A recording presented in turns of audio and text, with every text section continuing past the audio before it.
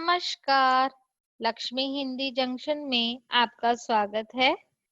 आज हमारी कविता कक्षा 7 की कविता है हम पंछी उन्मुक्त गगन के। हम पंछी उन्मुक्त गगन के पिंजरे बंद ना गा पाएंगे। कनक तितलियों से टकराकर पुलकित पंख टूट जाएंगे। हम बहता जल पीने वाले मर जाएंगे भूखे प्यासे।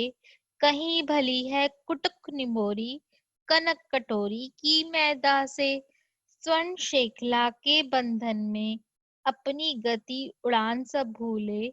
बस सपनों में देख रहे हैं तरु की फुगनी पर के झूले। इस कविता के कवि श्री शिव मंगल सिंह सुमन जी ने अपनी इस कविता में पक्षियों के माध्यम से स्वतंत्रता की भावना को व्यक्त किया है। कवि पक्षियों के माध्यम से आजादी और उसका महत्व का वर्णन करते हैं। वे लिखते हैं कि पक्षी को भले ही पिंजरे में सभी सुख सुविधाएं मिलती रहें, लेकिन वह प्रकृति में स्वतंत्र उड़ने के लिए सदैव लालायित रहेगा। जब कभी उसे अवसर मिलेगा, वह उड़ जाएगा। पक्षी प्रार्थना करते हैं कि उड़ने का अधिकार ना छीना जाए। हम पंछी उन्मुक्त गगन की व्याख्या।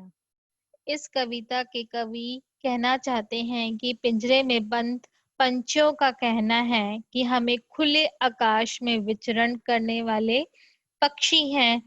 हम पिंजरे में बंद होकर नहीं रह सकते। सोने के पिंजरे की सलाखों से टकरा टकरा कर हमारे कोमल पंख टूट जाएंगे। वास्तव में कवि ने पक्षियों के माध्यम से स्वतंत्रता के महत्व का दर्शन कराना चाहा है। मनुष्य की तरह पक्षी भी कैद में नहीं रह सकते। पक्षियों का कहना है कि हम तो नदी झरनों का बहता जल पीने वाले हैं। हमें पिंजरे में बंद रहकर भूखे प्यासे मर जाएंगे।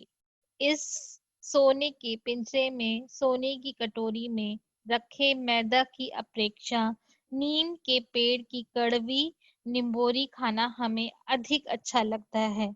वास्तव में पक्षी खुले वातावरण में घूम घूम कर बहता जल पीकर और नीम की निम्बोरी खाकर ही बहुत खुश हो जाते हैं। कविता में पंछी आगे कहते हैं कि हमें ऐसे पिंजरे में बंद कर दिया गया है जिसकी सलाखें सोने की हैं।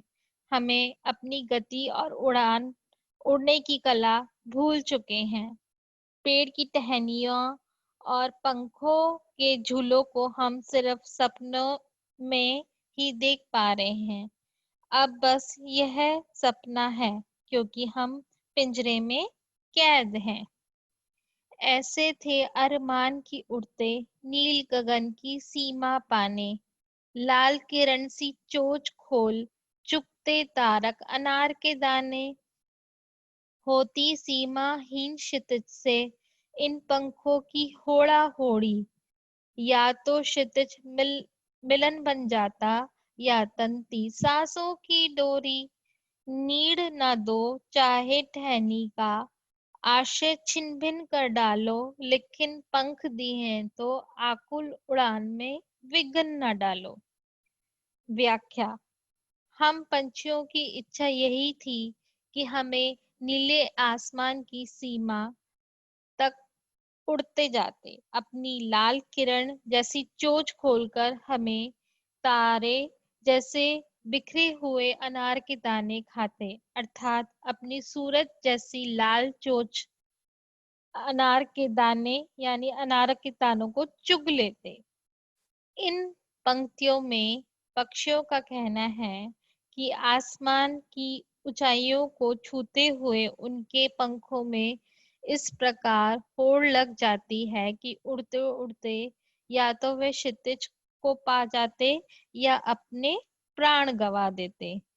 पक्षियों की इच्छा है कि चाहे उन्हें रहने के लिए घोंसला ना दो, ठहनी का आश्रय भी ना दो, लेकिन ईश्वर ने हमें पंख दिए हैं तो हमारी उड़ान में बाधा ना डालो।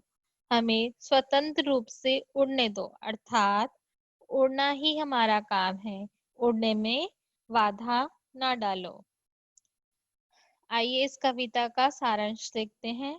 इस कविता के कवि श्री शिव मंगल सिंह सुमन हैं।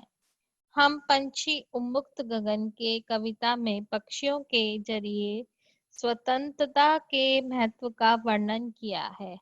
कविता में पक्षी कहते हैं कि हमें खुले आसमान में घूमने वाले प्राणी हैं।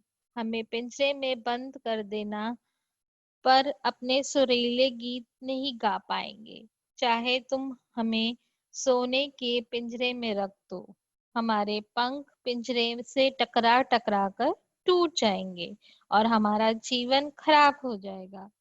हम स्वतंत्र होकर नदी झरनों का जल पीते हैं।